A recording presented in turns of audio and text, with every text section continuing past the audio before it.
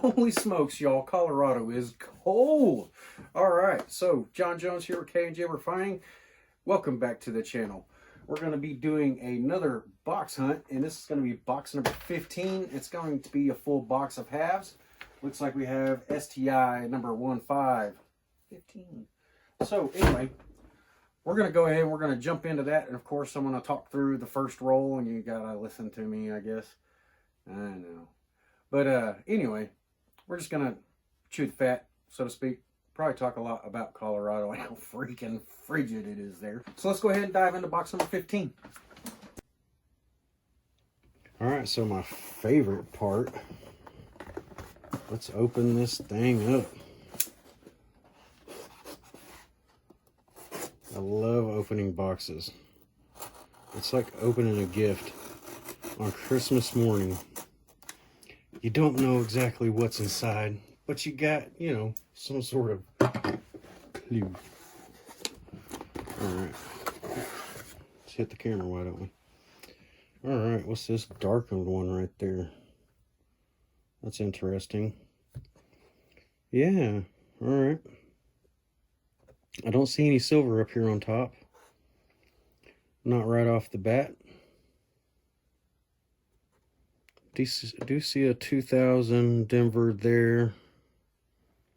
Now, hopefully we're not getting a repeat of the last few boxes of these. Been a ton of 71s, 72s, 74s, and, you know, other than we got 2 silvers out of there, but we didn't really get a whole lot of anything really pretty. So, yeah, that's what we're really going for, is those silvers and those varieties. All right, so let's go ahead and we're going to flip these over and get this turned around,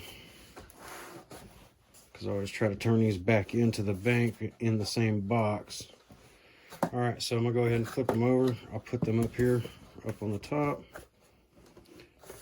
And I'll probably tape down my mat again when I get started, but let's go ahead and, there we go. All right, let's get them turned over.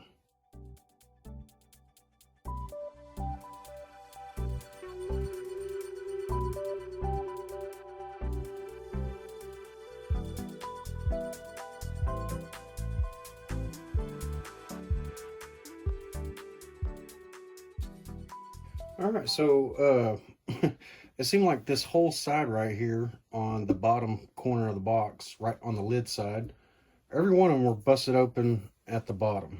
So I pulled every one of these open basically like this, busted open down here. Actually, this one spilled out. I had to pick those back up. But anyhow, so we have 5 rolls of those. I'm going to go ahead and I'm going to take 5 rolls from the front and move them to the back. All right. Let's go ahead and push these into those places. And we'll just start like that. Actually, let's start with this one that's busted open the most. I don't think it really matters. I mean, they're all busted open, and of course they're out of order now. But either way, let's go ahead and start roll number 1 all the way to roll 50. All right. So I guess we don't need the toothpick. I'll just go ahead and dive right into these. And I will have to clean out. Actually, you know what? The box right here. All right, so yeah, the 1973.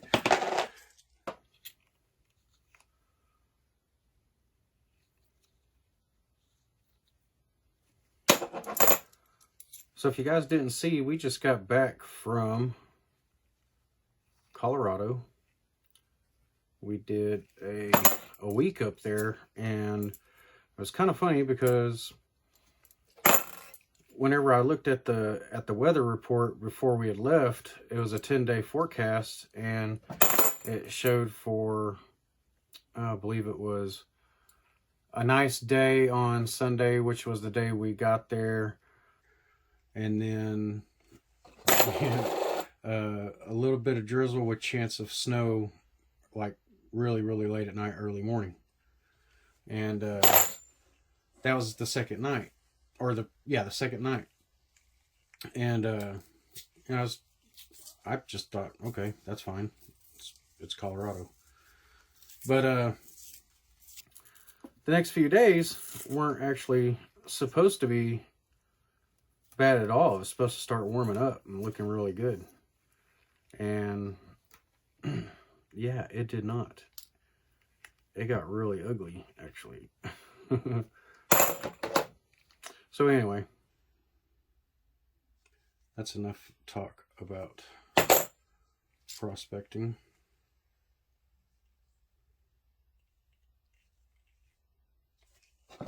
So if I watched the last half box that we did, 50-cent box, I kept missing the coins. We got 2 silvers out of there, but I kept missing them by the edge. But yeah, they were like still real coppery looking.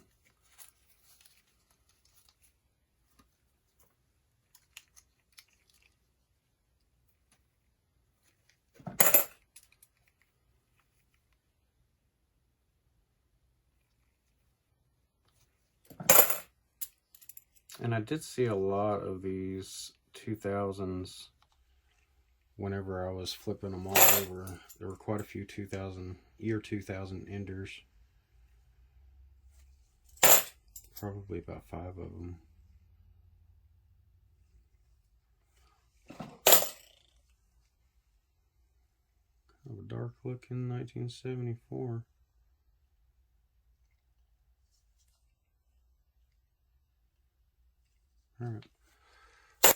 All right, so that's the end of roll number 1. I'll go ahead and I'll go into time lapse on roll 2, which was roll, I don't know. But anyway, so the first 5 rolls, of course, were the ones that were open. So we still have 4 of those left. And I'll roll through those all the way to this back corner, which would always be roll 50. So let's go ahead and take this in a time lapse and we'll get going.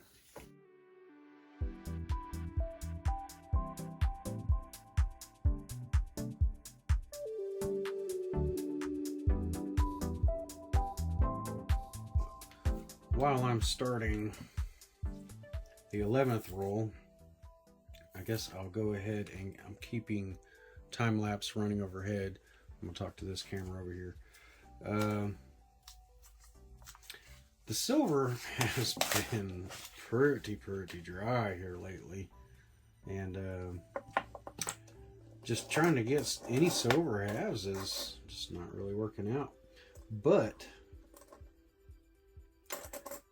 I am seeing a lot of these 1971, 1972, the 74 and the 77. Now, the 1972, you want to make sure that you're not looking over the no FG, the initials that are right back here on the inside of the leg and the tail.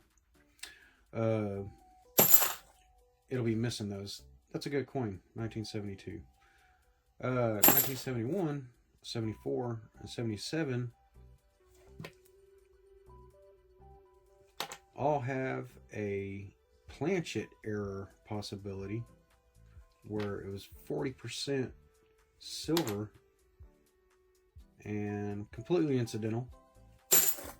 But you definitely want to make sure that you're not looking over a 40% silver edge on one of those 3 coins, or any others. You know, it just goes on. Not everything that 1964 and prior is silver. It's, you know, so you just want to make sure that you're not looking for dates, but you're also looking for clues that, you know, it might be a silver coin. So such as this 71. You know, look at that edge, make sure that you're seeing copper in there or not. If it's not, then you definitely want to look into it a little bit more. But this coin right here, this particular one, 1971 Denver, has a really nice reeded edge. The front, the upper side really doesn't look worn, but you go to the back and this eagle looks extremely worn, which that's strange. So and it's only actually just the head and body into the shield. Everything else looks extremely crisp, so it's just that one little spot. Things like that I generally I'll hold aside, because it might be something that I'm just now noticing, particularly on that coin itself. So, you know, I'll generally hold it aside and look and see if I see anything that resembles that on the same year, because I may have, you know, just never noticed it on the 71. It might be something normal. But yeah, definitely check those edges, because I know that this last box and this box right here, I've been checking the edges really well a couple of times, and making sure that it's not silver. A couple times, based off the date, was the only way that I picked it up, because I missed it whenever I opened the rolls. I didn't see that silver edge. It looked like a regular edge, maybe, you know, maybe a regular edge but a little bit lighter, but overall it didn't stick out. So I missed it whenever I opened the when I pulled the paper off. And yeah, see, I mean, you don't want to miss those type of things. That's silver. So, you know, and I missed two of them. But yeah, definitely check those.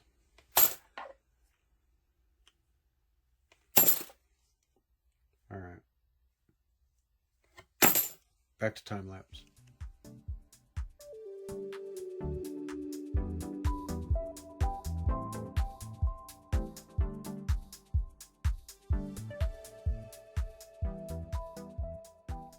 All right, so as we move into roll 21 here, I'm gonna go ahead and interrupt the time lapse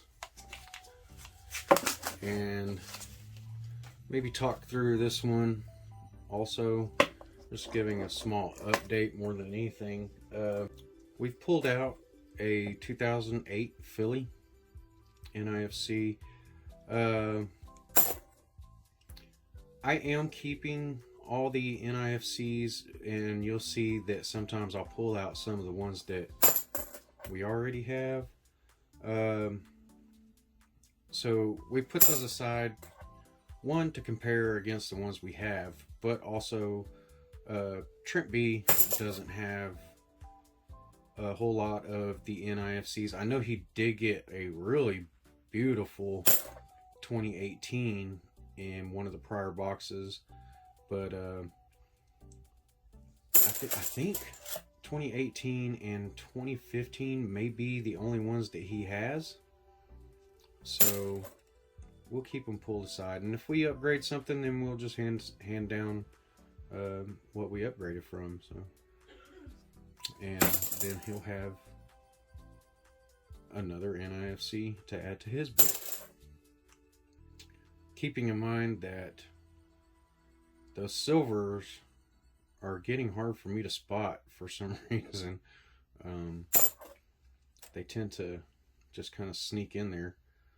We haven't actually found any in this box yet, but we're only 21 and a half rolls in, so, you know, we still have a good chance. We also kept aside 3 of 2001 NIFC 50-cent pieces. Also,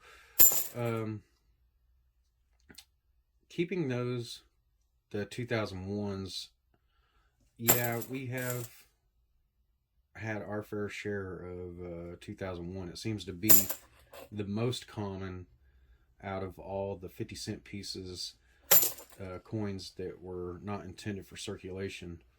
So we definitely come across them quite often. Most of them just get thrown back because they get circulated just like any of the other ones. I don't know of any actual machines that take the 50-cent coin as a payment. I don't know, maybe all of them do, and it's just programmed in there as a source of payment. I don't know. I don't work in vending. But yeah, keeping those aside, the more finer ones just to compare with is ideal there. There's some nice edges though in a lot of these. Here's a really nice 1997. Go ahead and lay these down. And you probably hear Silas, my grandson, in the background. He is usually not very far away, and he is getting very vocal. He's at 8 months now, so he loves to talk. I'm going to put that one aside. It's a really fantastic looking 97. But he's starting to talk, express himself vocally, very loud sometimes. So, yeah, if you hear him in the background and it bothers you, I'm sorry, but deal with it. He's gonna be in videos in the future. So, but yeah, okay. So what we're rolling into, we're getting in a roll 22 here. I'm done rambling. So I'm just going to go ahead and go back to the time lapse and bring you guys in if we find anything exciting, like another 2001.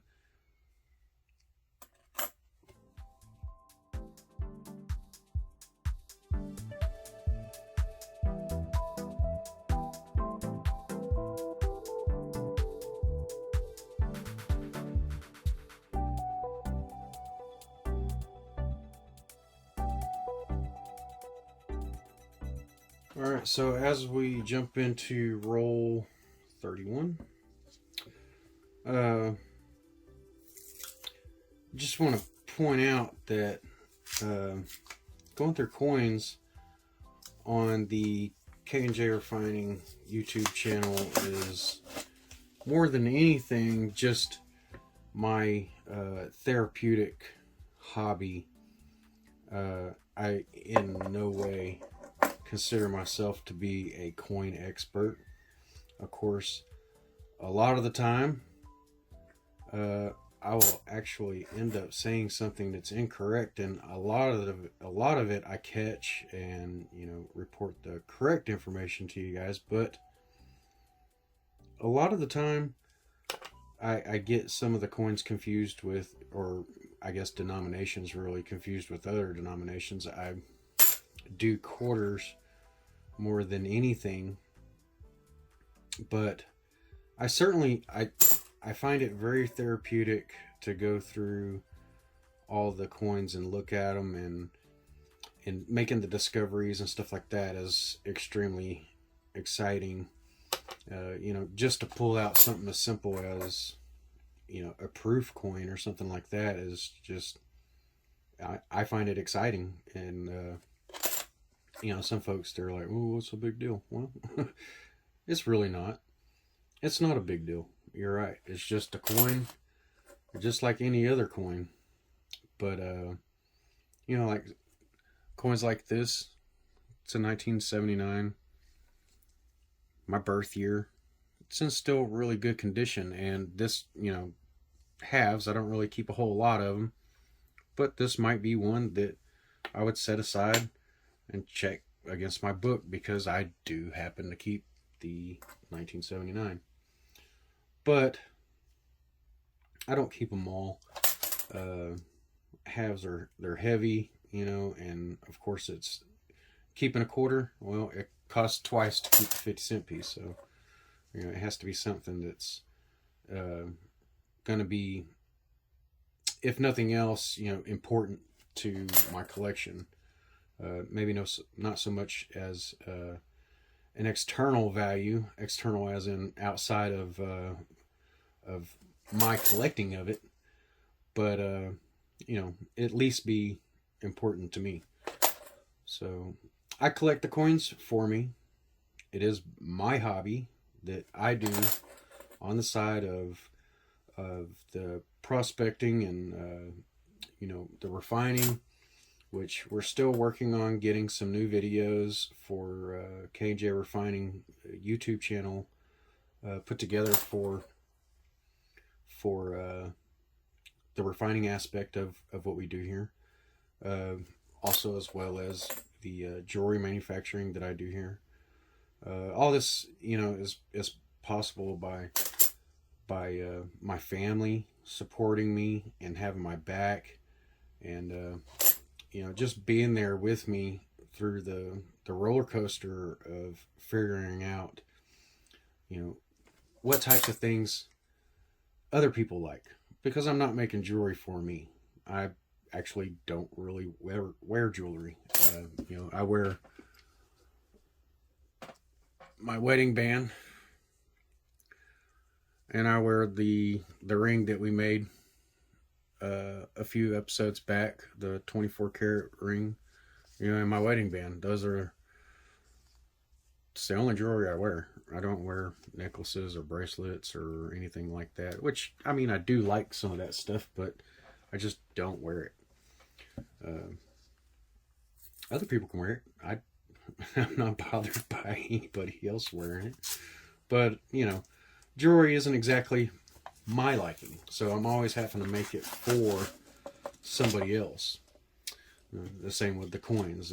The coins, they're, well, the opposite, actually, I guess I would say, is the coins they're for me. They're for my relaxation of, going through and doing the getting discoveries. And I like to share those passions as with others, which that's what we're doing right now, sharing the 2021 coin hunt with all you folks that choose to view on YouTube or through our Facebook, those type of things, and sharing those with you. And when Trent B comes over and we go through boxes together, he's picking up knowledge on the coins, and he has a lot better memory than I do. I really don't have a great memory, so a lot of the time I have to write things down and make sure that it's something that is going to express its way back into a conversation by my knowledge, my memory. So I have to pull them back in through Cliff Notes sometimes. But coins are very therapeutic, and a lot of the times you come across the same coin over and over and over and over. Very much so repetitive hobby, but that's what makes it so much more special when you come across something that you plucked out. You're the one who discovered it and took it out of circulation and put it away so it does not continue to get destroyed or defaced or graffitied or used as a shim, and just the countless things that folks do with coins. And I'm gonna drop these all the time, trust me. Ever since I had carpal tunnel surgery, my right hand does not work exactly the best. But anyway, enough of that. Let's go ahead and jump back into this.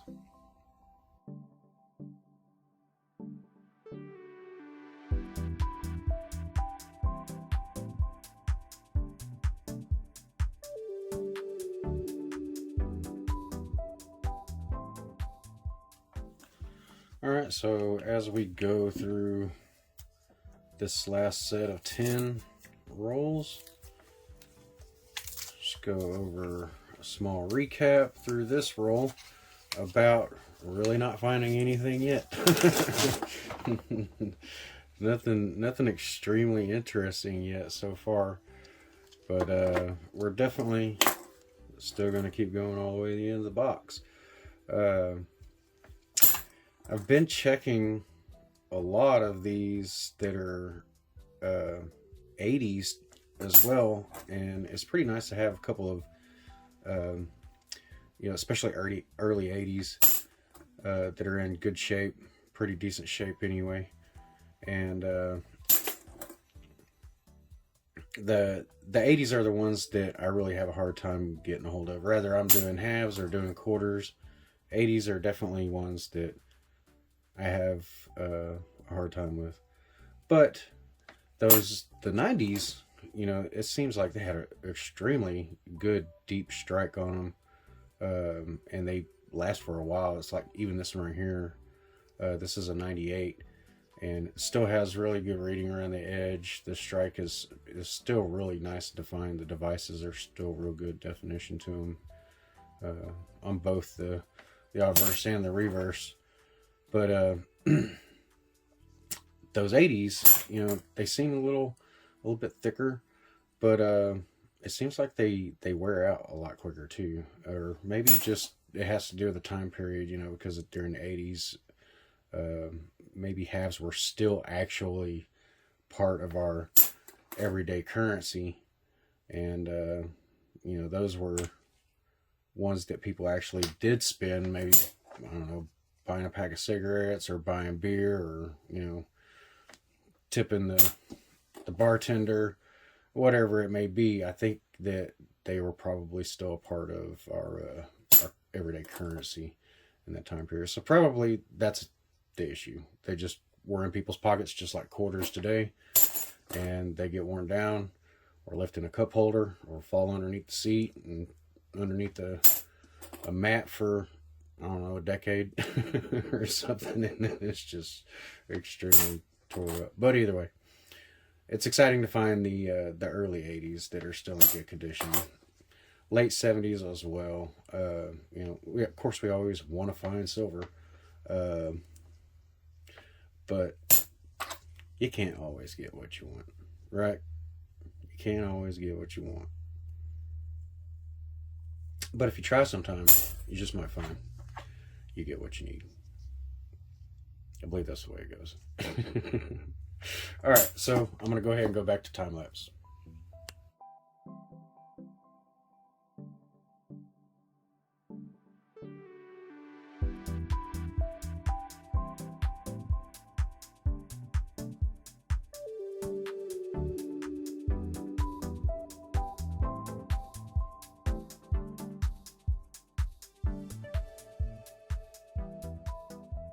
Holy smokes, did somebody run over a skunk? Wow, that was a terrible box. Other than the two NIFCs that we're going to put away for Trent Beat a little bit later. So we're going to be doing box 16 and 17 at the exact same time, on the exact same video anyway. Those will both be quarter boxes, full quarter boxes.